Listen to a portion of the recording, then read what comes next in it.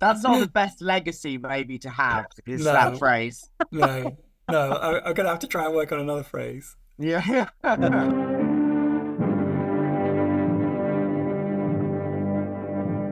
Welcome back to Modern Horror Stories podcast with Jamie, Dave, and Alex. And today we're going to be talking about The Tall Man, a 2012 film directed by Pascal Laugier. Shall we reveal our scores early on? Let's do it.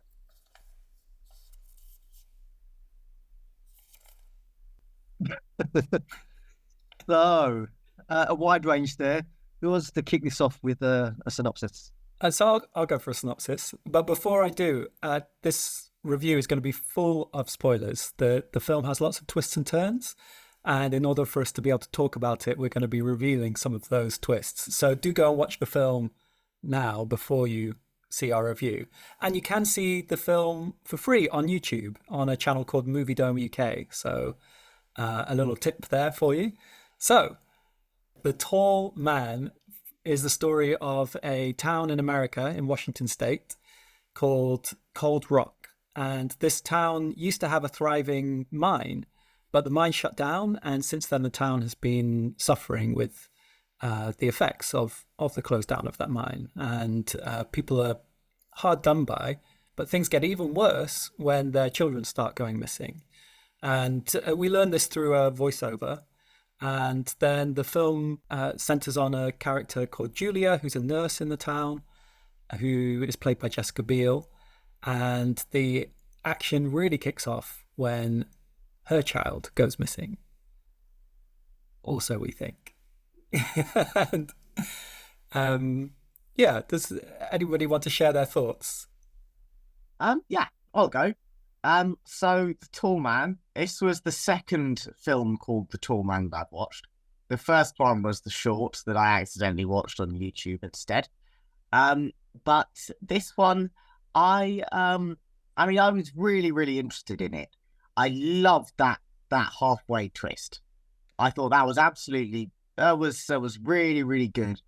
It's just as the twists kept coming, and they kept coming so thick and fast, that I lost any sense of character motivation. I felt it was very, very difficult to work out why I should care what a character was doing, because I didn't understand why they were doing it. And that did make it quite difficult to watch. I thought Jessica Biel I'm not sure actually if I've ever seen a Jessica Biel film. But I thought she was very good in this. Yeah, it was just a shame, I thought, that the number of twists just layered on top of each other eventually led to diminishing returns for me. And I'm still in my head trying to work out exactly how those little details fit together, because I'm still not entirely convinced about some of them. But I'm very, very curious to know what Dave says. So before I chip in, if you were to rate the first half and the second half, how would you put your scores then? I think I'd go for an 8 for the first half. Yeah,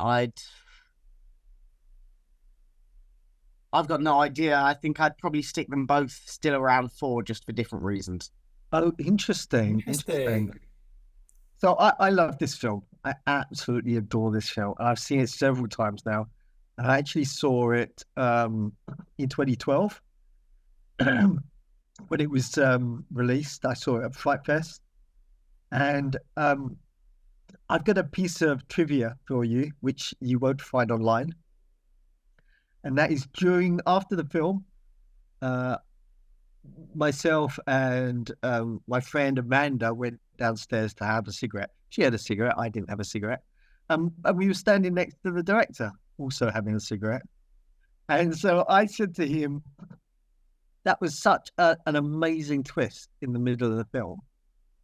Did you start the writing process with the twist and then write outwards? And he said he wrote the first film, discovered the twist during the process of creating the film, and then let the story spiral forward, which I just thought was amazing, because I adore the twist, and I adore it as within the whole of this film, and so I just thought it was pretty interesting how it discovered it organically rather than just work it out from the idea. Yeah, no, it definitely sounds like a sort of it sounds like a great process. I just sort of I think my issue with it was just I think after that twist, everything just starts compounding, and there's just so much information, just sort of thrown at you.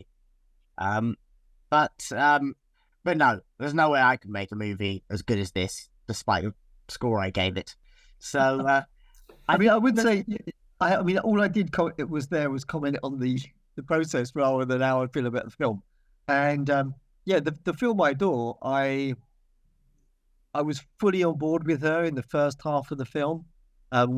Spoilers, you change who you root for in this film. But I was fully on board with her. I I do appreciate that the number of twists can leave you reeling a little bit. And when we talk about how we'd improve the film, I certainly would address some of that in the second, some of the stuff that happens in the second half. Um, I love the ambiguity of the film. It's beautifully shot, creating a really eerie atmosphere. I was watching it again last night in my very warm lounge, but I could get this feeling of mist and dampness coming off the screen. I thought it was just wonderfully shot. I love the fact that the dog, although hit by a stone, lives, which is always a I plus. was actually going to. I wrote this one down because I thought Dave's not going to like that, but I did. I've got to say, you're really going to hate this, Dave, when I say that. But when the dog just sort of attacked her and it was right on top of her, she grabs this rock, and she smacks him in the right in the face with it, and the dog sort of he goes and the squeak that the dog came up with really did make me laugh. And I was sorry because I'm not in any way condoning abuse of animals, but that was very funny to me. Well, the dog lived. That was the key part for me, and also for me, I'm watching it now as opposed to when I did 12 years ago. I felt it was even more relevant because I think the film is essentially a film about kind of moral superiority, and deciding what's best for other people. And now, especially, I feel like there's a political elite that has a very different view of how things should be handled than the mass of the populace in some circumstances, and that's always a difficult thing to wrestle with. And I think this film does it fairly well. James, I know you didn't feel it did. I didn't feel it did. No, I definitely felt that it was a social commentary, but I felt like it completely didn't deliver it in a way that I could engage with because it definitely felt, well, we've already mentioned the twists. I felt like the twists are there to try and make us feel a certain thing or think a certain thing, and then flip it around so that we can have a separate perspective on it. But then all of that stuff is delivered in voiceover and monologue anyway. You don't need the twists. Like, it's all just somebody just says it. It just speaks out the moral arguments on both sides, and the film ends on the question. You said there's some ambiguity. It's all the ambiguities there in the last sentence. Like, it's better this way, right? Like, you could have cut out the whole middle bit of the film and still had the same moral questions. And I felt like I actually felt really annoyed when watching this film. So when I first watched it, I gave it a score of 2, and then I rewatched it, and my score went down to. Sorry, I gave it a score of 3 when I first watched it, and when I rewatched it, it went down to 2, and then I've had a few days since then, and I've gotten less angry about it, and my score's got up to 3 again. But my initial reaction was still 3. And I think the reason it annoyed me so much is because I could feel it trying to manipulate me. And as Alex said, nothing makes sense in this film. No character choices make sense. When I was writing my notes, almost every single sentence I wrote starts with the word why. Why does this person do this? Why does this person not do this? Why, when there's something like 30 children have gone missing in this town, nobody has thought, either the police or the FBI or the local villagers, has thought to go and search the houses. Like, one search of Julia's house would reveal that she's got a kid's room, and you open the basement, there's a tunnel. It would take an hour at most to solve this mystery. And instead, they've going for years with the mystery hanging over their heads and the loss of all their children. And the town is clearly prepared to mob up and chase after someone. Like, why didn't they just mob up and just knock on doors and say, can we just have a look around? Like, we know you're not involved, but we just need to look at every house just to make sure. And to be fair to them, they're American, not British. They don't have the sort of oh, I'm terribly sorry, but would you mind if we popped in just to see if you've got the abducted child? They're much more mob rules sort of people. So I can forgive them for that, maybe. That there's a fear that they might get shot if they knock on doors, do you mean? Or no, just I can't imagine anybody going, oh, please, do you mind terribly if I look to see whether you've got a kidnapped child in your house? Well, even more then, like, why aren't they going as a mob door to door and busting down doors and saying, we have to see in every house just to set our minds at ease? And also, Julia has all the curtains open in her house, so that anyone wandering by, which is what happens in the film, anyone wandering by can see that she's got a kidnapped child in there. Well, I did wonder how the real mother was able to see specifically that this was her child from that window, because it looked like quite a distance. I couldn't see the child from I wouldn't have been able to identify that kid from that distance, I don't think. Then again, I'm not the kid's mother, so... I feel like you've identified some really pertinent points. If I was to hit back on a couple of them, firstly, I agree 100% about the voiceover at the end. I feel it just didn't need it. When we talked more about how we'd improve the film, that I'm only making subtle changes, but one of them would be removing some of that voiceover at the end. I feel it does spell it out for you. That last line in particular as well. I don't think it needs to say it out loud. But if I was to hit back on some of the other things about why didn't the police smash down all the doors, I think it's because when I saw the film, it was a horror film festival. And when you sit down to watch a horror film, a lot of the kind of sanity that goes with the way plots usually work go out the window. Sure. And so as I sat down to watch this horror film, I just accepted it all. Whereas I think when you watch it again as a crime drama, for example, then everything you've just highlighted makes complete sense. Why didn't they do X, Y, and Z? But I think it's that difficult crossover between what we accept within a horror film and what we accept within a crime drama. I think it's a cool path to tread, and maybe he didn't get it quite right, but I think that's where the friction comes in those two things. I think that's fair. Yeah.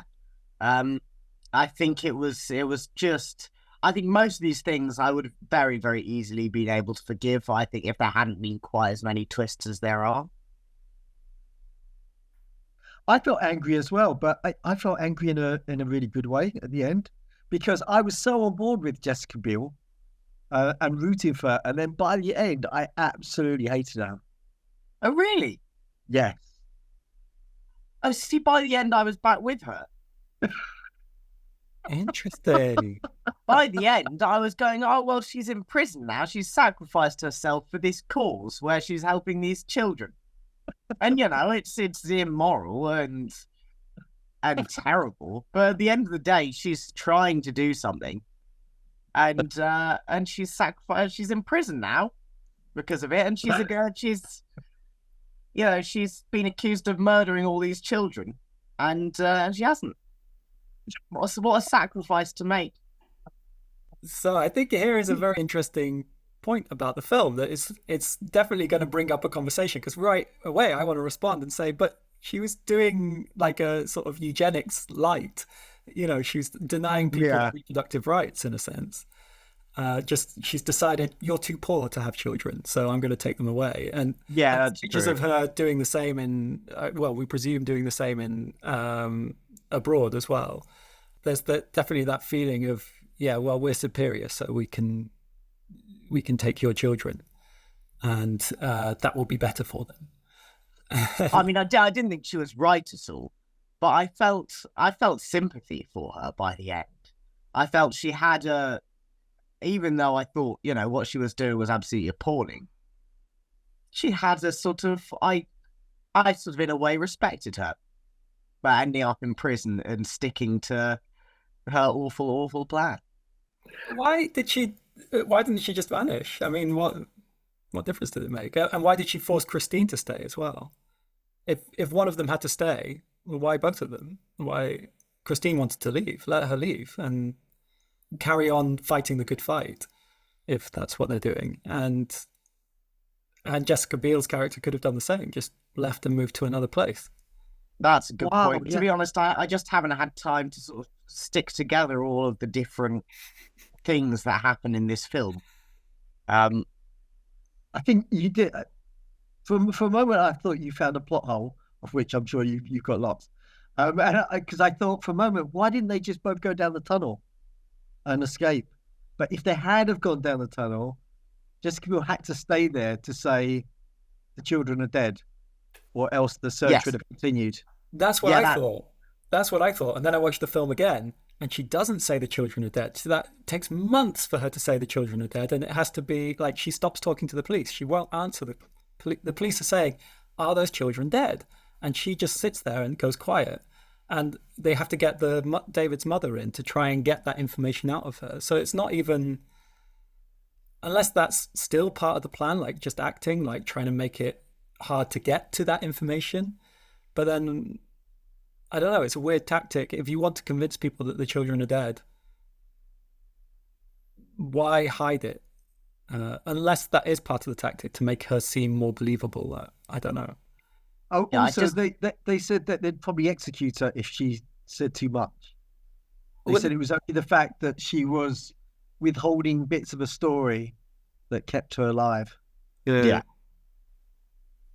Also, do you think anyone's ever used the phrase eugenics light before?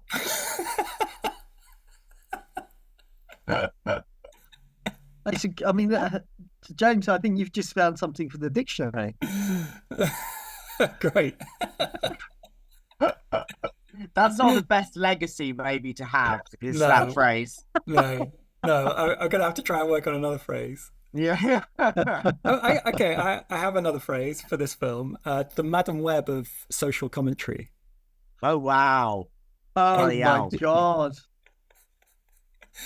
That's going to be I'm going to replace it with that. Much nicer. Yeah.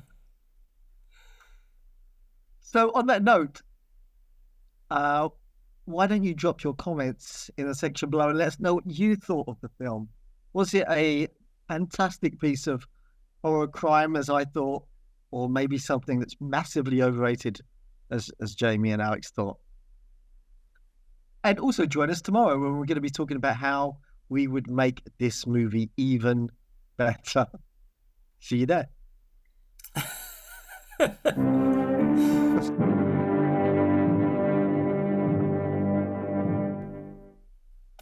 forgot to say the things I like about the film.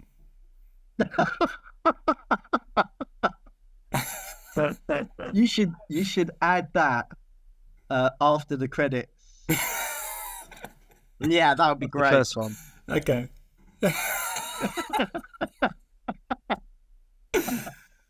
That'll take the edge off it. Yeah. When you're doing the shorts, I wouldn't put the eugenics one in there. Can I put this as a short? You saying? Don't have eugenics in any short at all.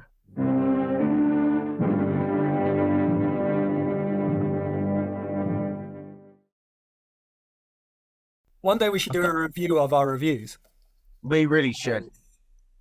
Oh, if I was left-handed, people could see my Flight Fest mug. I mean, could you pretend to be left-handed for I'd be really 12 difficult. minutes?